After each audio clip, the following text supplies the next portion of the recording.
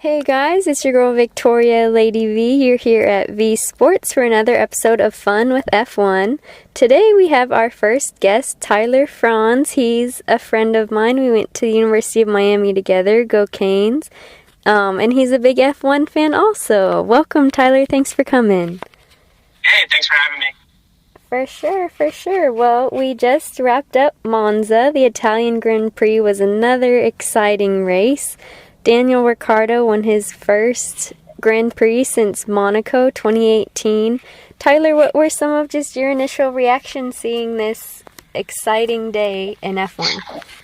Yeah, I think first impressions are just really happy for Danny. Great to see him back on the top step of the podium. It was something I wasn't ever sure I would ever see again, necessarily, see him win a race. You know, he was just struggling so much in that car. It had been so long since his last win that, you know, I knew he was capable of podiums and good results, but wasn't really sure we'd ever see this again. So just really, really happy for him. And I think, you know, as somebody who, like a lot of other people, got into the sport originally from Drive to Survive, he's obviously one of the most charismatic personalities on there. It's somebody that the show did a good job by kind of highlighting him first and having him as kind of the face to draw people in because he is so easy to like, and so I think everybody will be really happy to see him up there. And great day for McLaren, obviously, as well, with Lando coming up second and their 1-2 finish. Yeah, it's great. Danny's such a big personality, and I'm surprised McLaren's 1-2. It was the first 1-2 for any team this season, but that was really impressive. McLaren was able to do that. Yeah, it's been interesting. You would have thought that Mercedes or Red Bull would have one. Mercedes had a ton of them last year.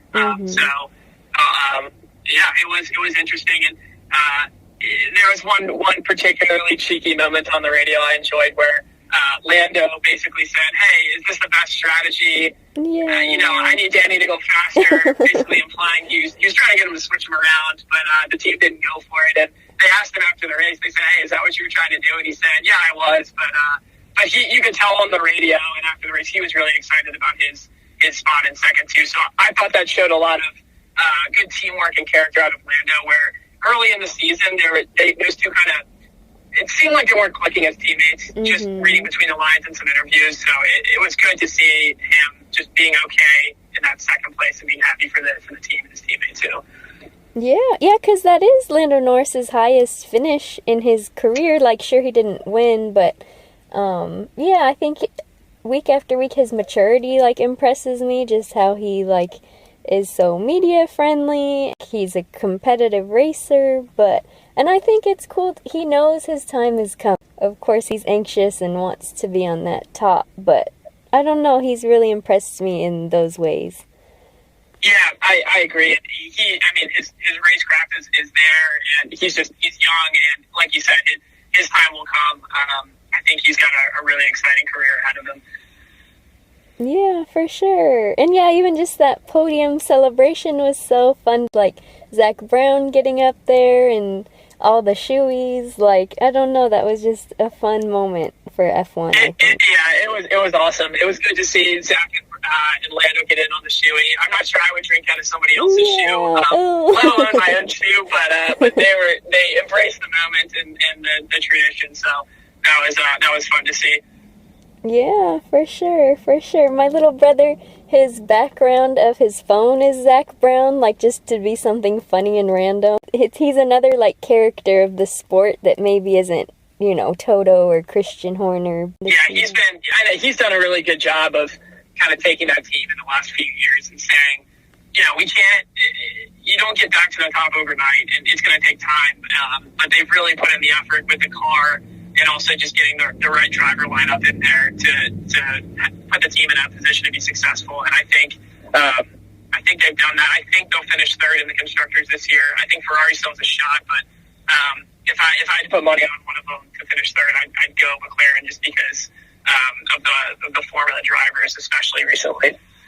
Yeah. Even this race. It's Ferrari's home race in Italy, and Ferrari had a decent finish with Carlos and Charles Leclerc, but yeah, McLaren this was a statement for them for sure.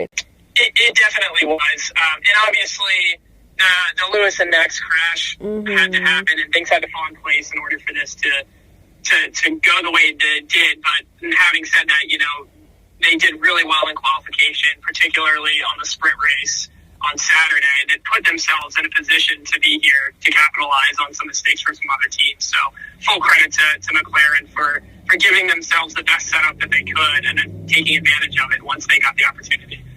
Yeah, and we'll talk about Lewis and Max in a second for sure, but do you like the sprint qualifying format? Yeah, I go back and forth in it.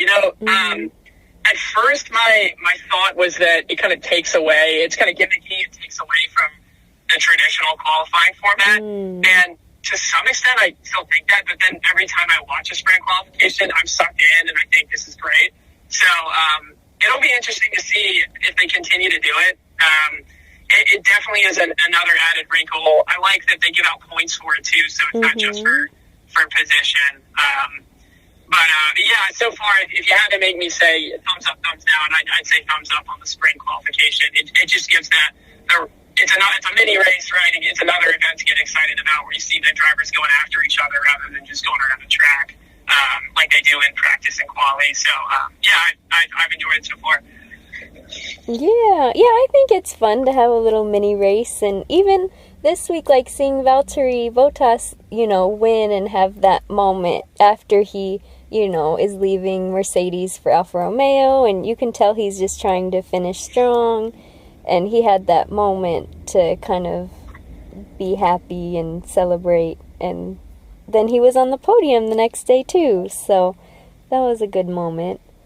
Yeah, absolutely, and I'm really happy for him. He's had a string of kind of good results recently, and I've been somebody who's been kind of critical on him for the past couple of years. I thought they should have switched George into that seat last year. And what really sold me on that was when George filled in for Lewis last year and was in a car that was too small for him, was in shoes that didn't fit him, and he still outperformed Bottas other than the shenanigans at the end of the race that resulted in Mercedes kind of blowing that race, which they don't often do. But I thought, if this guy's never been in this car before and he still does better, he's probably the driver of the future. But having said that, I think Bottas is still a great driver. I hope he has a good career at Alpha, and it's good that he's going off on a strong note and taking advantage of his remaining opportunities with Mercedes. For sure. And then, obviously, another big headline. Of course, the day was about Daniel, but Lewis and Max, that rivalry is so fierce. And, Max did get a 3-grid penalty for the next race. The FIA ruled that maybe he should have slipped out of the corner as Lewis was ahead. But, what kind of were your thoughts watching that and just the aftermath of it?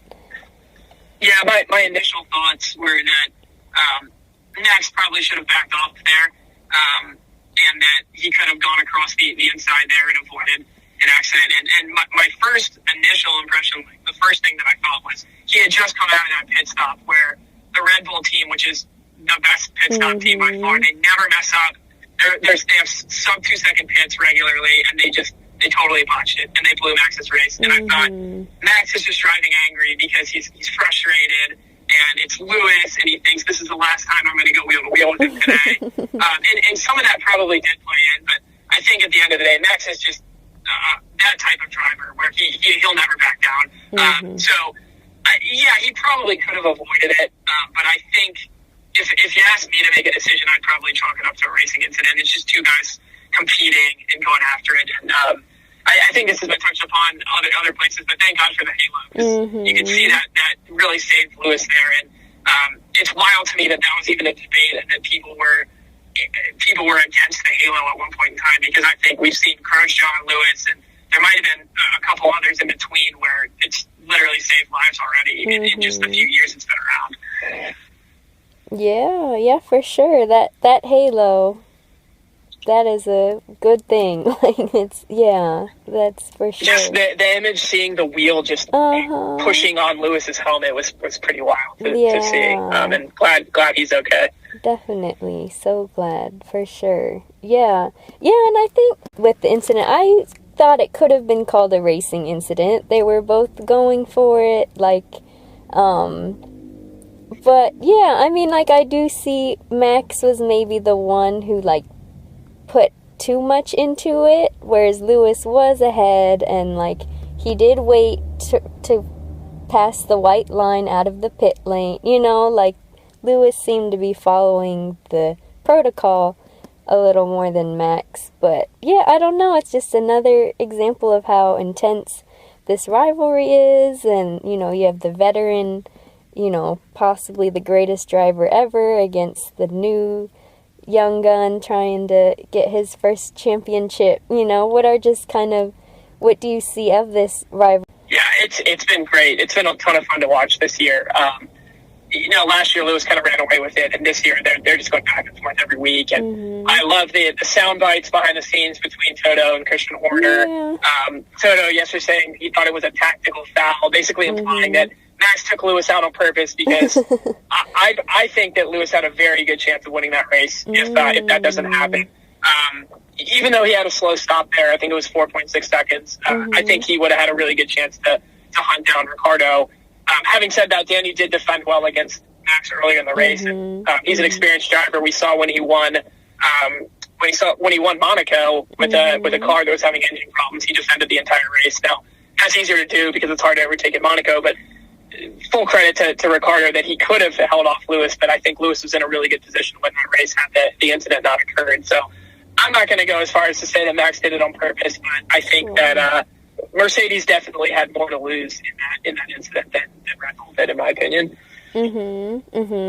Yeah, that was definitely seemed to be the case. And I think it's interesting. I know people were trying to draw similarities between Silverstone. Again, it could have been a racing incident, but, you know, Lewis, he did get his 10-second penalty, and Max obviously was the one who was out in that incident. But yeah, I'm glad that it was handled separately then. I think they're not apples to apples necessarily. Silverstone, the interesting thing is that Silverstone, Max's whole argument was Lewis was never ahead. He was alongside at best, and it was the inverse was true this time, where Max was behind him, which I thought was a little bit ironic. But in general, I'm kind of in favor of letting it race, because if you over-legislate it too much, then these guys are never going to take chances and never, you know, try to make moves in challenging positions, which ultimately at the end of the day is the most exciting part of the sport. So, you know, I thought that 3-place penalty was a little bit harsh, probably, especially if you compare it to the 10 seconds that Lewis got at Silverstone, which was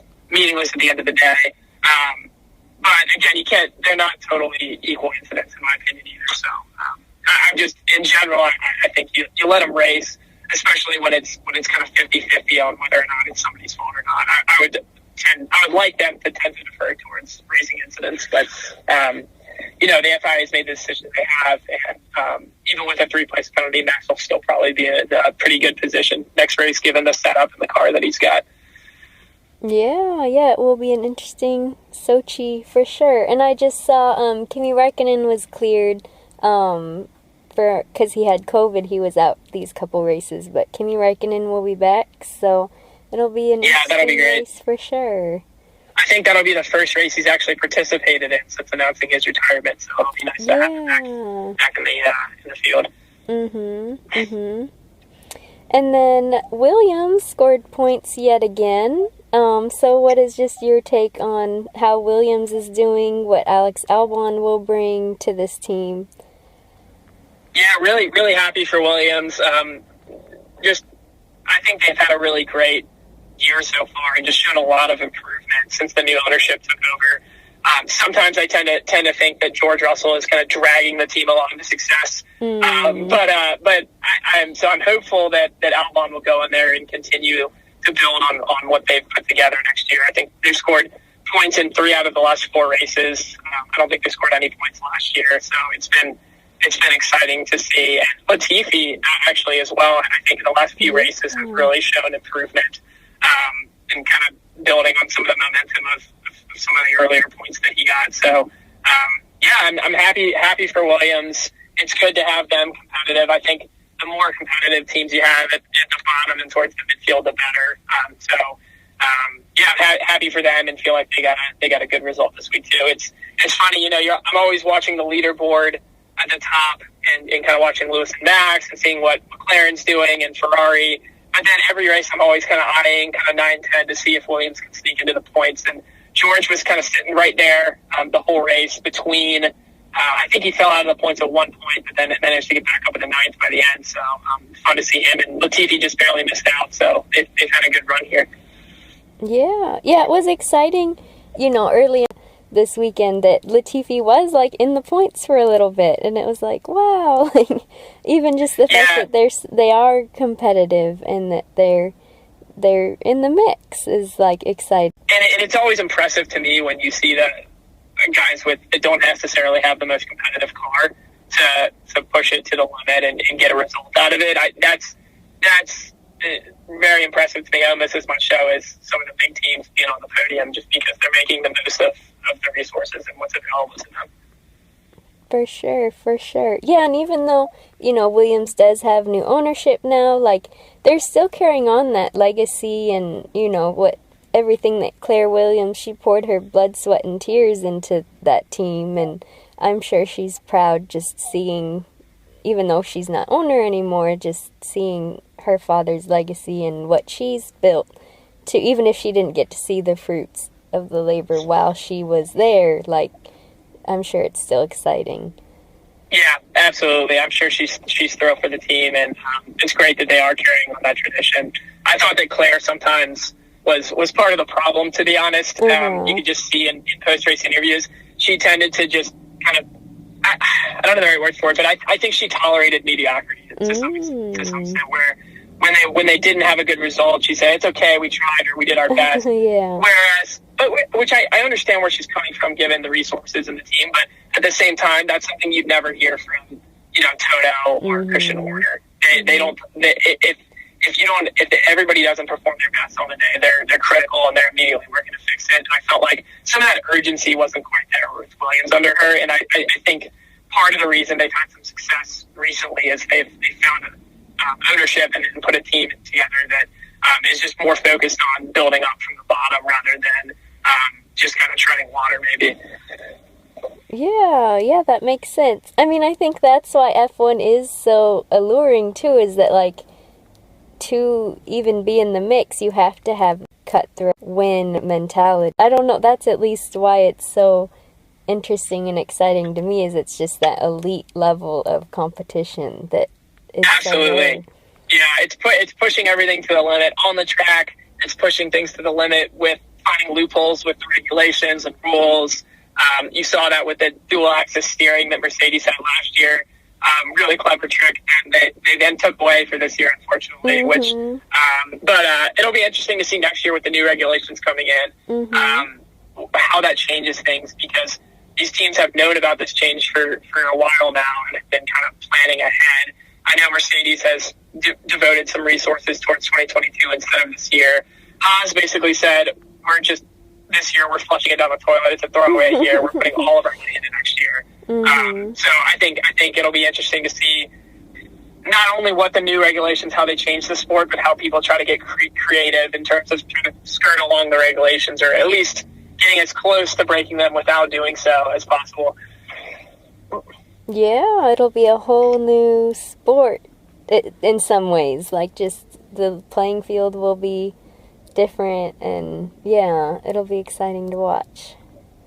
Yeah, I hope we see more parity. I get, the system as is, where if you spend more money and develop your car more, you'll do better, is interesting from kind of a technological standpoint and from an engineering standpoint now. But it was a little bit stale last year when you just had Lewis. We had Hamverbot every single week and Lewis winning every race. I think this year's been much more exciting with the cars being a little bit closer to each other in terms of performance. And I think that hopefully the intent is that next year it'll be even better and more people will be in the mix. So I'm excited to see what happens.